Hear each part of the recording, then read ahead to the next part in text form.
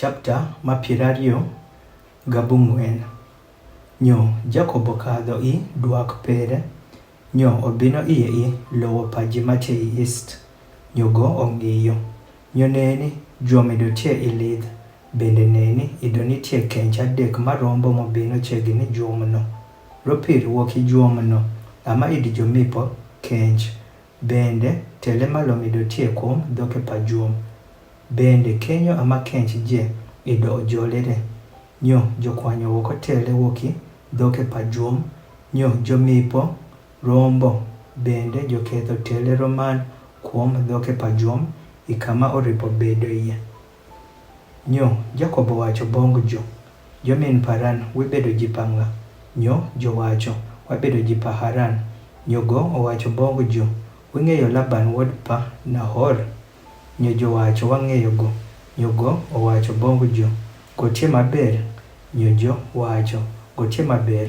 Nyo neni recho nyar pere ido nyaka bino gi rombo.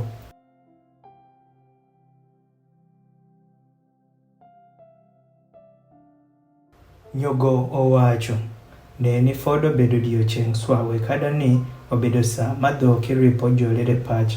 Miwene pi bong rombo. Nyo wikadhe winich rombo mowin. Nyo jowacho wakinyali. Tondo sano kench jotieko jolere pach. Bende tondo sano jotieko kwanyo oko tele wuoki dhoke pajuom. Onyo wala miyo pi bong rombo. Nyo sano fod goluwo gi jo.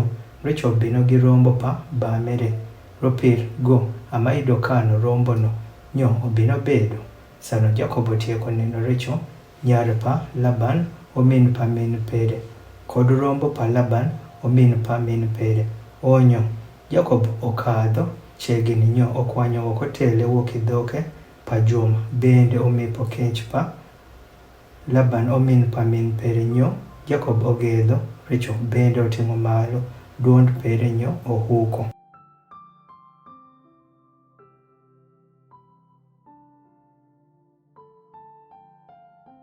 Nyo Jacob owacho recho nigo obedo omin pa bamere. Bende nigo obedo wuod pa Rebeka. Nyogo ong'wecho. Nyo owacho ri ba pere. Nyo obino bedo sano Laban otieko winjo nyesh kuom Jacob wuod pa nyamin pere. Nigo ong'wecho orome go. Nyo ohicho go bende ogedho go. Nyo okelo go bonge ot pere. Nyo go owacho ri Laban kis gimoro je. Nyo Laban wacho bongo. Adier ibedo choko Paran kod reng Paran. Nyogo odong' gi go hongo maromo dwe achiel. Nyo Laban owacho bong Jacob. Ropir ibedo omin Paran. Adier imito onyo ameno yitori an nono. Wachran ang'o malabedo chulo perin. Nyo Laban ido nigi nyarin ariyo. Nyinge pa maduong' obedo Leya. Nyo nyinge pa mathin obedo Recho.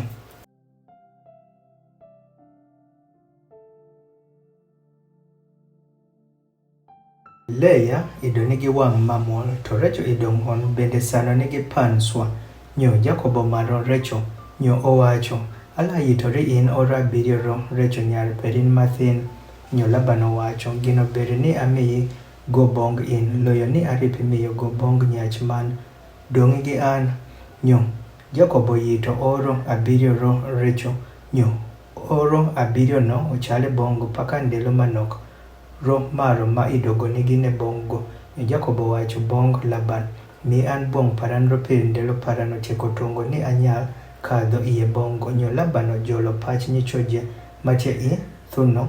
Nyogo otimo dich. Nyo obino bedo yathino nigo otero Leya nyar pere. Nyo okelo go bongo go. Nyogo okadho iye bongo go.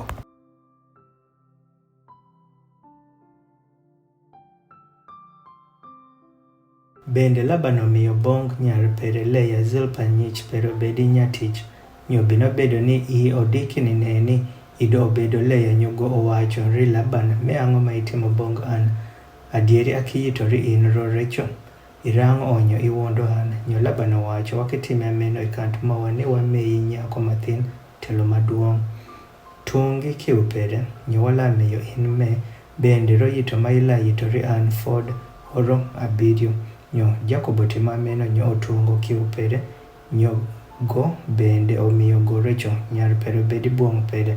Nyo Laban omiyo bong Recho nyar pere Bilha nyatich pere obedi nyich pere. Nyo go okadho iye bende bong Recho. Nyo bende go omaro Recho swalo yo Leah. Nyo go oyitori go Ford oro 7 man.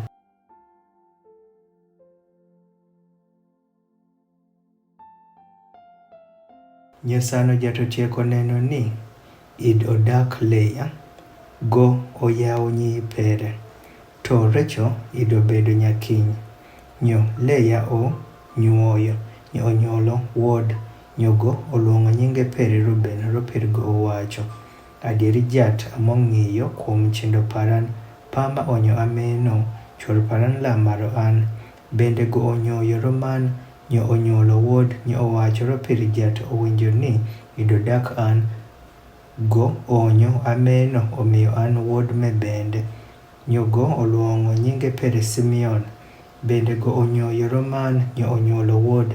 Nyo owacho pama same chwor paran la bedo sana otwore bong an. Ropir anyuolori go wuod adek. Onyo ameno nyinge pere oluong Levi. Bende go onyoyo roman. Nyo onyuolo wuod. Nyo go owacho pama alapako jat. Onyo ameno go oluongo nyinge pere Juda. Nyo go oweyo nyuolo.